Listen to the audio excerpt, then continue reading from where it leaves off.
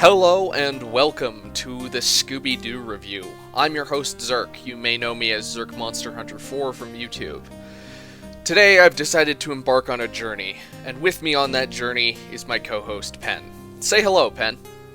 Nice to meet all of you in this auditory soundscape. So together we have decided that every other Wednesday, until we either run out of things to review or we expire, we're going to review a piece of Scooby-Doo media. For this inaugural episode, we'll be covering a childhood favorite of ours, Scooby-Doo and the Lochness Monster. So, without further ado, welcome to the podcast, and we shall begin our suffering today by summarizing the plot, for which I will turn it over to Pen. Okay, so what we've got here is a classic Scooby-Doo tale set in Scotland. Loch Ness Monster is stirring up some trouble for Daphne Blake's cousin, Shannon Blake, who is my OTP. Just Shannon Blake in general, my OTP. The Loch Ness Monster has been wreaking havoc on the Blake family home. Just before the Highland Games, a famed sport competition featuring Scottish sports of all kinds. The gang sets out for Scotland, and, when they get there, they find themselves drawn into shenanigans. Shenanigans involving, of course, the Loch Ness Monster, this episode's monster. Basically, once they reach Blake Castle, after some introductions are made, we are introduced to Professor Fiona Pembroke, played by Sheena Easton. Yes, that one. And she proceeds to make one of the strangest entrances of any character in this entire movie, going in behind a secret door before emerging out again with a teacup on a, ominous chair. And it is... Yeah. I don't know why they chose to do it, but... It's just really funny because she does that only to be a creepy weirdo who knows about the Blake Castle secret passages for some reason. This being said, she is also Velma 2 Scottish edition. Her character design and some of her personality is very akin to Velma, though Velma spends most of this movie rattling off information and exposition on other characters like she's reading off the damn Wikipedia articles. Free encyclopedia that anyone can edit. After the gang meets the professor, they have a dinner scene where we're introduced to Sir Ian Loxley, another minor character in this movie, who does probably one of the dumbest things in this entire film. He shatters a window with a caber, and I don't know how he got the caber up there, but he just walks through the window after causing thousands of dollars in damage, and I'm amazed this guy was knighted, of all things. For those of you who don't know what a caber is, or, haven't watched the film, which, by the way, you should do so before you actually listen to this, you'll get more of what we're saying. A caber is a wooden pole about the size of a telephone pole that traditionally in Scotland is thrown by very strong men. It's quite a wild sport to watch, actually. I recommend you look up videos of it. It's quite interesting. And, after Loxley breaks into the castle forcibly, him and Professor Pembroke basically argue with each other, showing off the fact that probably at some point in the past those two definitely were a thing. Yes, especially because, and we're gonna spoil the ending. You should watch the movie before you listen to this. The only reason why Professor Pembroke does any of this, and she causes millions of dollars in damage, the only reason is that she can get Sir Ian Loxley to look at photos of the Loch Ness Monster. Yes, that is her entire motivation. Oh, God. Following this disastrous dinner scene, Scooby and Shaggy are alone in their bedroom inside creepy-ass Blake Castle, and they decide to go find food, which leads into the first chase sequence of the movie. We'll review the chase sequences later on in the episode, but following the chase sequence, the Highland Game Grounds are completely leveled, basically, which causes Sir Ian to sort of storm off in anger, forcing Shannon, Blake, and the gang to recruit the Haggart brothers, who were introduced earlier in sort of the opening scene, where we were introduced to the monster before the gang shows up. A couple of local hooligans, and their father, voiced by Frank Welker, doing not a very good Scottish accent. You can really tell it's just Frank Welker just underneath there. Yes. And after meeting those guys, we are also introduced to Del Chillman. Del is actually, I think, one of the better side characters in like Scooby-Doo in general, because I actually remember him. Yes. Unlike every other side character. Yes. Because he's just a hippie who's just way too high all the time. He is, absolutely. The Scooby-Doo's always had stoner undertones, but Del is, if you thought Shaggy was bad, Del is something else. Yeah, man, we just gotta go find the Lochness Monster, man. That's a terrible impression. Del is actually voiced. Del and Sir Ian Loxley are both voiced by the voice of Johnny Bravo, actually. Of all people, it's quite interesting. After Del's introduction, the mystery gang continued kind of searching for answers about Scooby and Shaggy's Loch Ness Monster encounter last night, and they eventually come across the Dockmaster, Duncan McGubbin, who rhymes every time he speaks and has the best Scottish accent of any of these characters in the film, and actually sounds like he's from Scotland rather than just an American doing a Scottish accent. Yes, he's also one of those people, like he's creepy. He's creepy in that way that you would see him like looking out at his balcony at those kids. He would be the guy in the scary house on the corner that as a kid they would tell you not to go to. Yes, he is absolutely that guy.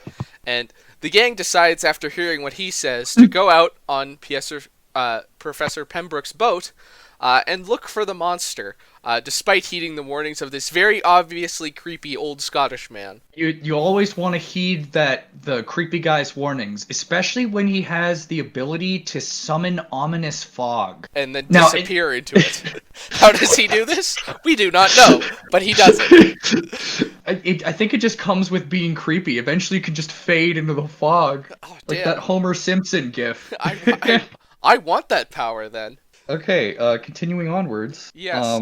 So they go out on the loch, and we have a decent action set piece that references Jaws with the buoys.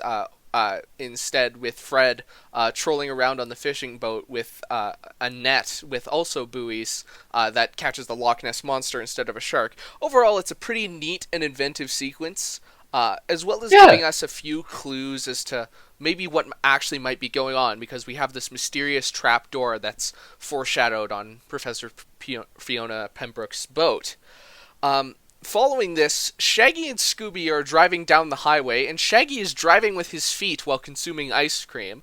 It's a wonder they didn't fall off. And we get the classic Scooby-Doo gag where there's a road sign with an arrow pointing one way, and then like a dark ominous hand will switch the direction of the sign. We actually don't know who that dark ominous hand is. Now look, it could be the Haggart brothers, because they do show up. You know, they would be the monster in the next scene, but I don't know, and that scares me. Yes. Because there could just be dark ominous hand like in the woods, man. That's terrifying. It absolutely is, and the fact that that's never outwardly explained is strange, since at this point the Haggart brothers and Fiona Pembroke are all accounted for, since, spoilers I guess, they're the ones creating the Loch Ness Monster hoax. Yes. And anyway, Shaggy and Scooby drive into a bog, and after some brief shenanigans, they run into the Loch Ness Monster, and we get the second chase. Overall, this chase isn't as good as the first, but once we go into the chases proper, we'll discuss why. And this ends with the Mystery Machine doing a bunch of sick drifts before flying like 600 feet over the loch and landing directly and impossibly onto the ship with Fred and the girls. Yep. Because, yeah, that definitely wouldn't, total both of the vehicles. No, no. Honestly, the amount of times that the gang should have died in this movie is staggering, to be honest. I think that in later episodes we will have a lot more because I'm pretty sure at some point they get shot at. Yeah, Definitely with like fireballs and lasers I and think they actually get shot alien at with stuff. with guns in Mystery Inc. Wow. Yeah, Really? yeah. At some Oh, point. oh no. Yeah, Oh right, no, there were actually guns in Mystery Inc. I forget that. Orc bikers broke into the armory. that'll be Yeah. later in our Scooby Doo journey of pain. So, following Scooby and Shaggy's sighting in the bog, the gang once again meets up at this point, and they begin to start piecing together some of the mystery as they experience tire tracks that seem to flow into the monster tracks strangely. And the team then sort of reconvenes at the dock, at which point Sir Ian, once again, being the absolute Chad he is, drives into the dock uh, and fucking In his plows massive, it with a massive yacht. ship. And then drops anchors into it, once again destroying the dock. The amount of property damage this guy causes. Oh, right, no, Ridiculous. we didn't talk about this yet. We'll talk about it in the first chase scene, but there is so much damage done to this ancestral castle that would be irreparable. Yes. You would never be able to fix it. It's ridiculous, but we'll get to it in the chases. Following Sir Ian's arrival, the gang are sort of made to walk through Sir Ian's oceanography equipment to try and catch the monster. And they eventually all end up piling into a mini-sub and going into the underwater caves below Loch Ness. There they stumble onto an ancient Scottish burial ground where I guess the ancient Scottish warriors just fucking yeeted their dead in there. It is literally just a pile of human skeletons. Yep, So, with claymores. Angus, throw all of the skeletons in the pit. Who gives a darn about spirits and whatnot? Just throw them in the pit. Yeah, well, fuck it. Yeah, it's just a pit. Yeah, no. Do you want them all in the same pit, or do you want me to spread them around? No, the same pit. They all go in the same place. It's easier. Indeed. So after exploring the pit, the gang are then encountered the Loch Ness Monster underwater, and we have an underwater chase with the submarine that they were borrowing from Sir Ian. And in the process, Fred, the absolute unit that he is, ruins the sub. By doing a bunch of risky maneuvers, thinking he's Han Solo, and he ends up knocking the camera off of the sub. Now this comes back later. It's actually important. It's important for the overall continuity of two movies. Yes. Whoa. Yeah, it's quite interesting. So, anyways, the team gets rescued by Sir Ian, and they basically tell him about their encounter. He doesn't believe them, and the team then goes back to shore that night. And knowing that the games are tomorrow, and expecting a final rampage from the Loch Ness Monster, the team elects to set a trap together. But as they're planning, they hear snoring from the back of the mystery machine, where they find Del asleep and high as shit, telling the gang that his van was stolen. This is suspicious, of course, and the gang then starts to mount a search for Del's van. I was just trying to go with Nessie's energy, man. The team out looking for Del's van ends up getting chased on land by the Loch Ness Monster, which leads to our third chase scene of the movie, and some things we'll discuss when we actually get through to that chase scene. At the end of this chase, they drive into a bog, where the Nessie that is chasing them is revealed to have been a canvas tarp draped over Del's van to describe a robotic Loch Ness Monster. How they made it into a walker, I don't know. But yeah, because it goes from like footprint to van tread within half a footstep.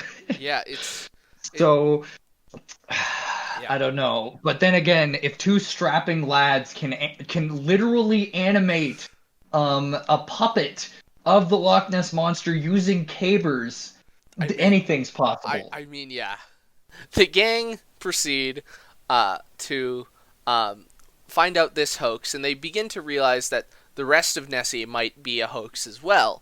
So they set up their final trap, an attempt to catch the Loch Ness Monster in the cove. But this is stopped when McIntyre, the first mate of Ian Loxley and a character who's had exactly one line this entire movie, reveals himself to be evil, and he wants to harpoon the Loch Ness Monster so he can sell it and get rich.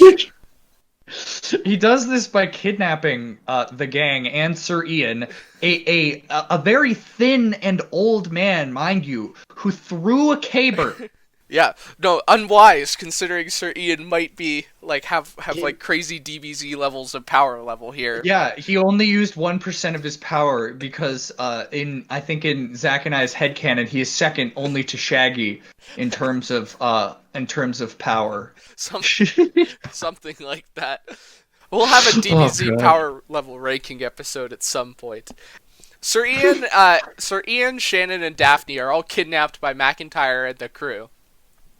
And this leads to Daphne and Shannon doing a daring escape to divert the harpoon once the trap doesn't work and Del and Fred are pushed along the cove with the Nessie in tow. Velma is almost killed by the harpoon, all the while Shaggy and Scooby are running from the monster, because of course it's Scooby-Doo.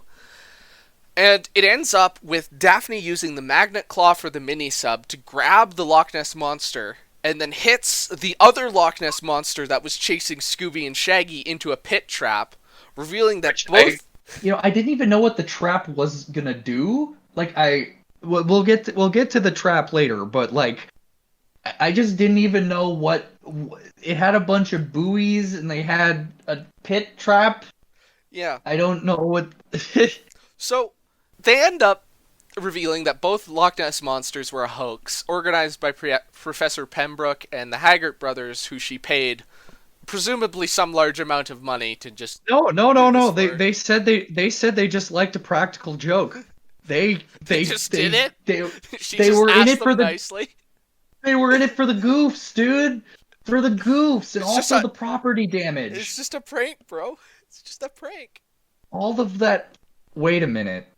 I just had a thought. No, we'll wait for the we'll wait until the chase for that thought. So anyways, afterwards, Ian Loxley and Professor Pembroke kind of make up, I guess, because following the games, which are nice, bright, and happy with a few good jokes and an excellent rendition of Scotland the Brave, Loxley pulls everybody onto his ship, and him and Professor Pembroke basically rekindle their friendship over a set of Nessie photos that Professor Pembroke was trying to convince Sir Ian to see by making a fake monster. So that, yeah, her plan makes no sense. And anyways, Del, Loxley, and Pembroke all sort of vow to like find the real Loch Ness Monster that Pembroke and the satellite cam from the mini-sub that was knocked off earlier both picked up a similar looking creature that was different than Pembroke's creature and was way too deep underwater for Pembroke's homemade sub. So and then in one of the last shots of the film, they show it slurping through the water. Yes. Oh, and actually when they get there too. Yes, yeah. Scooby sees it out the window, yeah. So something you realize at this film is, after going back, is that Pembroke's monster is kind of burgundy, whereas the implied real Loch Ness Monster is like this sort of dark, sort of puke green color. Yeah. Yeah. And you can tell which one is which based on just the sort of color coordination of them. And anyways, following the group's desire to find the Loch Ness Monster, the gang goes off and drives into the sunset, a vacation complete, and a movie finished. So, to say the least, this movie has quite the plot in terms of where everything goes. It's not the most complex plot of the Scooby-Doo What's New era movies. No, definitely not. I would say Samurai Sword and Where's My Mummy both have way more complex plots. Oh, yeah. Yeah. But nonetheless, a lot happens, and thanks to the longer runtime, they are able to show more of the mystery being solved compared to its typical episode of Scooby-Doo. So the sort of procedural mystery aspect that a lot of later series, namely Mystery Inc., actually started to adapt and respect more is certainly present in this movie. So We with fell that, off for so other with ones.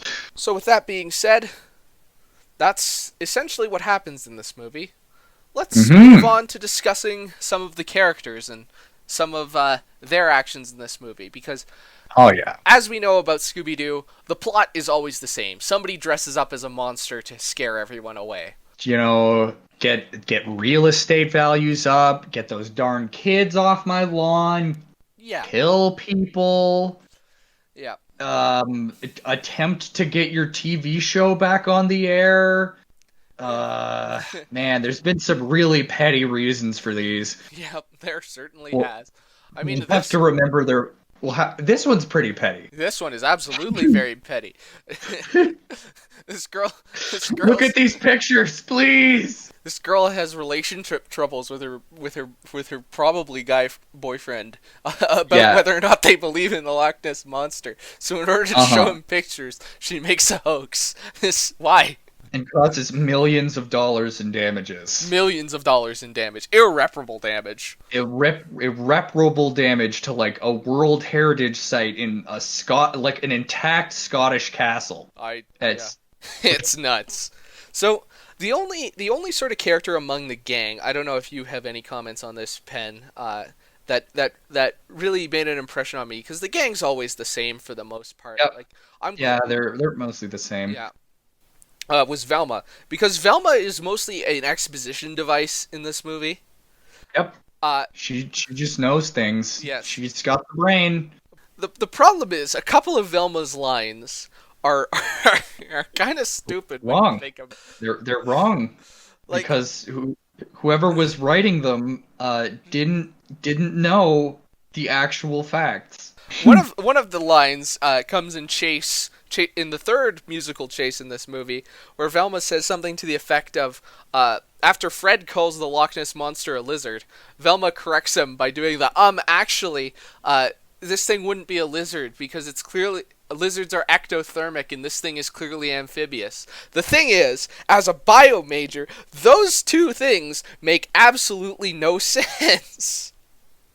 Because amphibiousness is a lifestyle. There are amphibious reptiles, such as crocodiles and iguanas.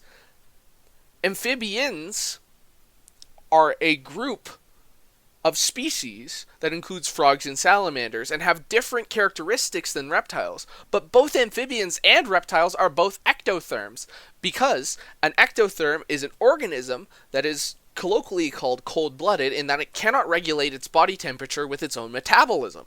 So what Velma says here actually makes no sense.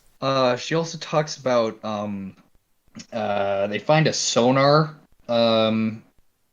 They find a sonar on Professor Pembroke's ship, which was supposedly being used to locate the Loch Ness Monster. And she says that this sonar is so ancient it couldn't even pick up radio stations, which doesn't make any sense unless somebody in the comments is going to actually us, which it could happen. We're idiots. Because as I understand it, radar is the one that uses signals, Radio. Yeah, radio signals and stuff like that. Whereas sonar uses actual sound pings and then measures things based on the echoing of that sound underwater. Yeah. So that's Velma. She's Velma. Yeah. I assume that whoever is watching this has seen Scooby-Doo in some regard. Yeah. She's Velma. The same to pretty much the rest of the gang. Fred's a bit of a goofball and a bit of a himbo. I like that the What's New era kind of started the sort of himbo Fred train that became kind of peaked in Mystery Incorporated to probably the best incarnation of Fred we've ever had. We will get to Mystery Incorporated eventually. We'll save that for a special time. Yes. Because that one's so good. Yeah. So yeah, I like Fred in the movie. He's got some good lines. He's got some terrible lines. Yeah. He has the worst line in the movie. Slap some green paint on this and it would be the bomb diggity, he says. Yeah. And it just doesn't sound right. It's terrible line. Frank Welker tried his best, but his best was not enough. No. Daphne is Daphne. once again very fashionable, I guess, throughout this movie. But the weird part about Daphne, once again, is it's interesting to see her play off Shannon, because they're both voiced by Grey Delisle. Yeah. And Grey Delisle trying to do a Scottish accent is quite entertaining. My utmost respect to Grey Delisle as a voice actor. She's excellent in what she does. Oh, she's great. Yes, but boy, doing Daphne and Shannon back to back really must have messed with her head, because There are a few lines where she gets confused a little bit. yeah, I think. this is mostly on Shannon's part, where it's Yeah. very clearly she's an American trying to do a Scottish accent. But I don't think it ruins the film. It makes it really easy to spot that they have the same voice actor. Yeah. But that's how it is with a lot of the Scooby Doo cast, because they're really legendary voice actors. Yeah. They can just do pretty much anything. Yes. Yeah, but at the same time, because of their iconography, you can just tell when it's one of them. So later on, this is we have a counter that we're gonna keep going up by whenever I can hear Tom Kenny in one of these in any Scooby-Doo media, the counter will go up by 1. I have an indemnity against Tom Kenny. I don't hate the man. I just hear him in everything, and I'm annoyed. I swear to God, I can hear him in everything, and I will count each episode of a TV series as one Tom Kenny. Indeed. So, we also have one for Scrappy Doo. He who shall not because be named. The dark one. Yes. The dark one. Yes. So, going back to Loch Ness Monster, though, probably the most legendary member of the cast, though, was hearing Casey Casem again as Shaggy. Now, Oh man. the last 10-ish years of Scooby-Doo, basically Mystery Inc. onward, Matthew Lillard, who played Shaggy in the live-action films, and was probably the best part of those films, if I'm being brutally honest, took over as the voice of Shaggy following Kasem's retirement from acting and then, unfortunately, his untimely death. So hearing Casem back as Shaggy in this movie, after hearing Lillard in both Phantasaur-era movies and Mystery Inc., was like honey to my ears. Like, it just sort of this general thick sweetness of nostalgia that I... Oh man. When we get back to old Kasem, oh, he was so good. Oh, he had such a voice on him. And he absolutely, Casem totally kills it in this movie as the most, as probably the most iconic Shaggy for a lot of people. If you enjoy Casem Shaggy, you are going to get a kick out of this movie, because Scooby and Shaggy have a lot of screen time, which is just true of a lot of the What's New era stuff. But yeah, because they were the main characters, yes. like of the show, just straight up. Yeah, 2 of them. Yeah. So seeing Casem get to do his thing again is just it's a joy in this movie, and one of the better aspects of it. The only time that Lillard hasn't voiced Shaggy in a modern incarnation is the one we do not speak of. You'll find out about that one later, but for now we dare not speak its name. Yes. We dare not speak that one's name. Dick. Dick. Dick. Dick. Dick. Okay. And for the rest of the characters, we had. I guess it wouldn't be Scooby-Doo without talking about the side characters, because I think we covered most of Fiona and Sir Ian Loxley in. The main thing, I kind of want to go back to Duncan McGubbin again, because that dude has by far the best Scottish accent in this whole movie, and it's a wonder the dude didn't have more screen time. He's in exactly 2 scenes, and he's like one of the most memorable characters in this movie. As far as old creepy guys in Scooby-Doo, Duncan he's top tier, honestly. I just, like, it's so funny to me, because he's just there to be creepy. Like, he doesn't do anything. He's just a weirdo. He's not even a suspect. He's just there. Okay. And then we have did we talk about Del? We talked a little bit about Del, but I feel like we have a little more to say about him. Yeah, Del is one of the most memorable side characters for me. Yeah. Just because I actually remember him from so there's a we're gonna be doing Chill Out Scooby Doo next, which Yes. also includes Dell in it. Yes. And Chill Out Scooby Doo is a sort of sequel to this film in many ways.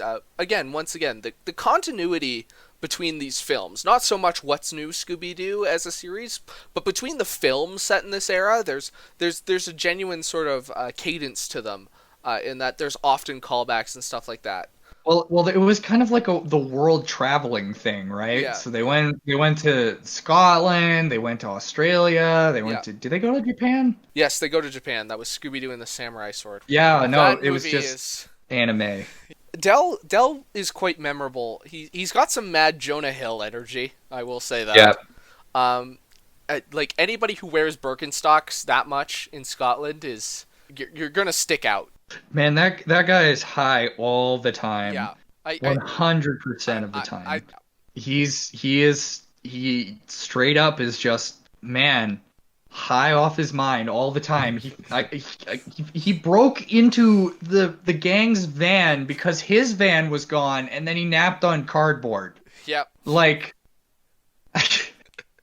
face down on the Yeah. fan bed. I wonder what freaking weed this guy rips. Like, Oh, it's jeez. gotta be some crazy shit. Okay, now I think that's the characters done, so we go into the chases. Yes, yeah. The chases in this movie, as far as What's New chases go, are pretty freaking good. Honestly. Yeah, they're very good. Yeah. So let's start with the first chase. As always with any Scooby Doo chase, or at least the Scooby Doo chases in this sort of What's New era, there's music to accompany it, and this first song is excellent. And my hat's off to the composer Tom Chase, whose name we'll be very used to here. But frankly, all of these bop. Oh yeah, all of the music in the chases is absolutely wonderful. I love it. Yeah. The first one I think is by far the best one, but the second one also bops. They're both great. Yeah. And the third one is the weakest of them, but still good. So, I guess we should actually describe the chases then. So right? the first chase follows that scene we mentioned earlier on the summary, where Shaggy and Scooby are looking for food in Blake Castle, and they run into the Lochness Monster on the turrets of the castle. This leads to them climbing up a tower, the Loch Ness Monster destroying said tower, them surfing that tower down into the Highland Games room, and then chasing the Loch Ness Monster all around the games field, destroying the entire thing. Also, so once again, this is where my thought came in. So the Taggart brothers are the monster in this scene. Just yes, so that the viewers can keep track. They are animate. Just the two of them have managed to animate a puppet that can destroy an entire castle tower. These men are superhuman. As many like they're just two very strong men. They'd be like one of the lesser Saiyans, I guess. Where trust me, there's viewers at home. There is a lot of Scooby-Doo villains that are just super powerful, but then the mask comes off and they're just like, Kevin? Yeah. No, it's just Kevin. He's an old man. He can definitely jump off of buildings and punch through steel. Yeah. It's like these costumes have life fibers in them or something. Yeah, it's ridiculous. Anyway, back to the chase. So yes, the Taggart brothers completely destroy the parade grounds and this castle tower, causing millions of dollars in damage and irreparable damage to that castle tower. Yes, which, like, again, is like basically a historical site. Like, it's based off the actual World Heritage site that is that castle on the side of Loch Ness that you see pictures of time and time again. Like, that's the castle that this was based off of, which is a World Heritage site. So, yikes, to say the least. It's oh man, it's a lot of damages. Yeah. So much damages. Holy crap. Yeah. Also, so the Taggarts in another scene are told by their dad to go clean up the parade grounds because the Loch Ness Monster destroyed it. So I guess they just had to clean up their own mess. Also included in this chase scene, does Scooby-Doo go Mjolnir in this Yes, one? yes, this is the Yes, he one. does. Scooby takes like Um, a throwing hammer and spins it a bunch to the point where he starts flying like a helicopter with Shaggy in tow. It's probably one of the better visual gags in the chase. Like overall, the visual gags during the chase scenes in this movie aren't great until the third one. The third one probably has the best gags. But this Scooby Mjolnir gag is excellent, and it's a great way to finish off the chase, I think. Also, that we give chase number 1 8.5 out of 10. it's got some samey gags. The music is an absolute bop, and the set pieces are great. And I like that the monster is a mix of CG and 2D, and they're not just relying on CG. So overall, Yeah. 8.5 out of 10 for this first chase. I'm certain that at some point we'll have a top 10 greatest traps or something. I don't know. And so Yeah, that would be good. moving on to Chase 2, Scooby and Shaggy took a wrong turn into the bog, where they run into the Lochness Monster with one of the best Scooby-Doo screams I've ever heard right before the chase begins. Oh yeah. Like, it's an excellent scream. Frank Welker fucking killed that one. And this chase, unlike the castle chase, which was the first one, it lacks a lot of the big set pieces that really elevated that one. So even though the musical number's about on par here, like they're both of these songs bop a ton. The lack of set pieces in this chase kind of brings it down compared to the other ones, just because it's mostly just Scooby and Shaggy falling over in the mud.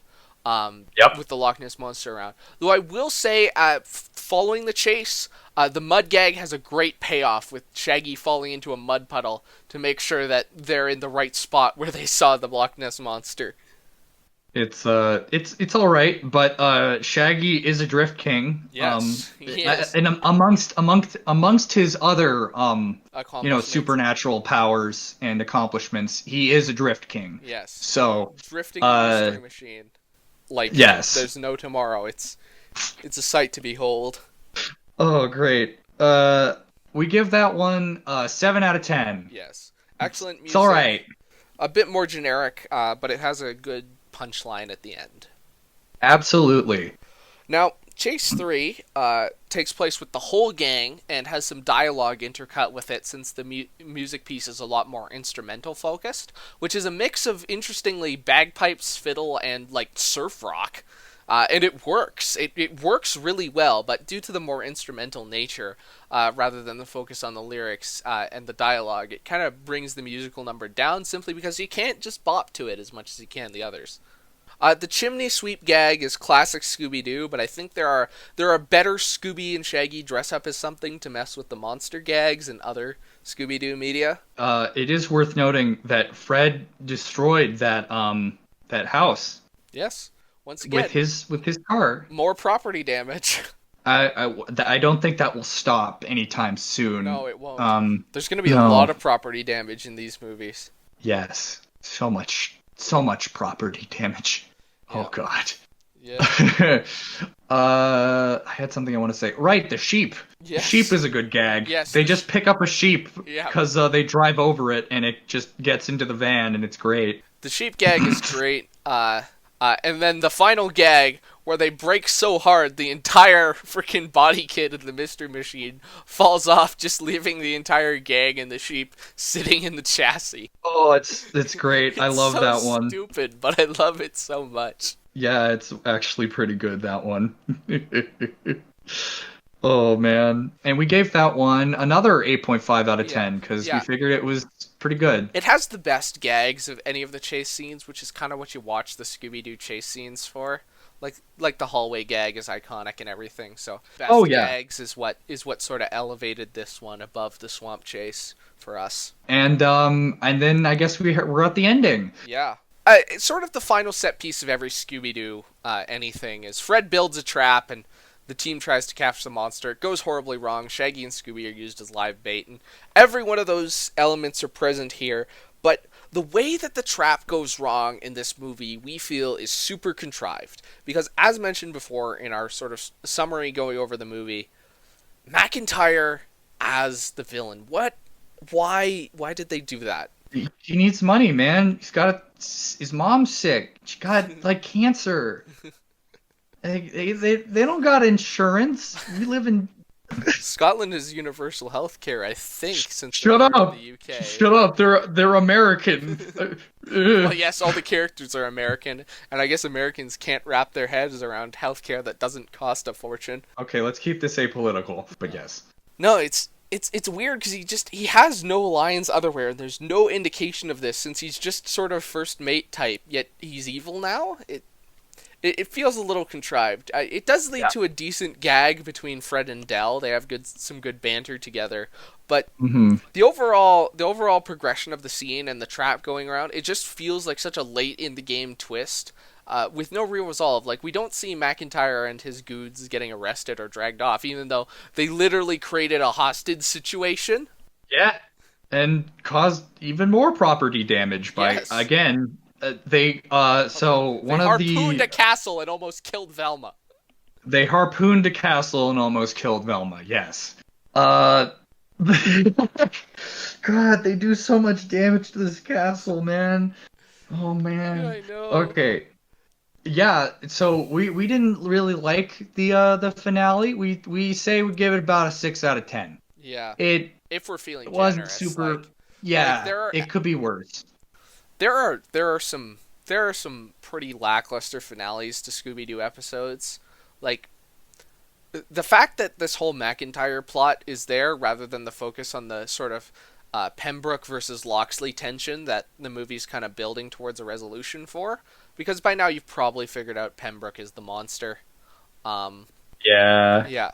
So the fact that we're just kind of building towards this tension throughout this whole movie between these two characters, but it's kind of bogged down by this out of nowhere twist with McIntyre, it sort of brings down the finale a bit. I think. Yeah, definitely.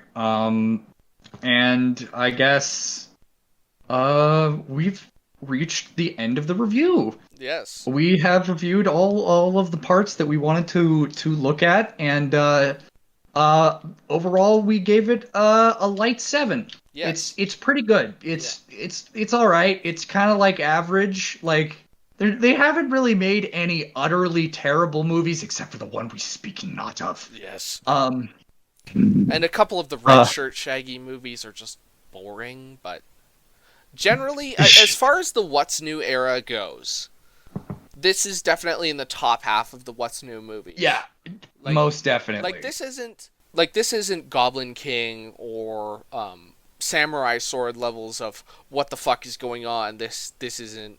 It's just a straight up Scooby Doo tale, and it's actually a little bit more mystery than a lot of them. Yeah. No, there's a lot of focus on the mystery, and there's a lot of clues and red herrings that go on in this movie. Like, the actual mystery is definitely very much hyped up on this one. So it's good to see more focus on that, because that's a formula that ended up working very well for Mystery Inc. Later on in the Scooby catalog, and it works well here for this movie. So I like that this movie's a little more grounded. Granted, Pembroke's plan is still fairly ridiculous, but I like the addition of a lot of the characters. Like, as far as supporting casts go, there have been a lot worse ones in Scooby-Doo movies, and you have memorable characters like Del Chilman, Ian Loxley, and Shannon Blake, as Penn pointed out earlier. Like, I think overall this one, I wouldn't say. I think it's on the top half of the What's New era movies. Yes, definitely. But it doesn't reach the heights of say Vampire Rock, which I think is probably probably the best of the What's New era. Yeah. You just want to see the Hex Girls, don't you? I do, and when the viewers get to the Hex Girls, dude, they are going to see me gush. And there will be a lot of this to come. Yeah. A lot of this to come. Yeah. And with that done, I think that we have reached the end of our podcast. So, that's the episode. Thanks for listening. And remember, we wouldn't have a podcast without those meddling kids.